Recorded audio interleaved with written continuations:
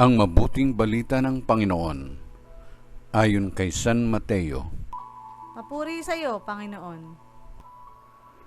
Noong panahong iyon, lumapit kay Jesus ang mga alagad ni Juan Bautista at ang wika, "Malimit kaming mag-ayuno, gayon din ang mga Pariseo. Bakit po hindi nag-aayuno ang inyong mga alagad?" Sumagot siya, "Maaari bang magdalamhati ang mga panauhin sa kasalan habang kasama nila ang lalaking ikinasal? Kapag wala na siya, saka pa lamang sila mag-aayuno. Walang nagtatagpi ng bagong kayo sa isang lumang kasuotan, sapagkat mababatak nito ang tinagpian at lalong lalaki ang punit. Wala ring nagsisilid ng bagong alak sa lumang sisidlang balat.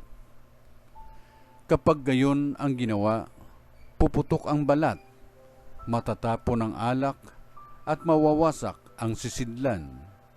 Sa halip ay sinisilid ang bagong alak sa bagong sisidlang balat, at sa gayoy kapwa nagtatagal." Ang mabuting balita ng Panginoon.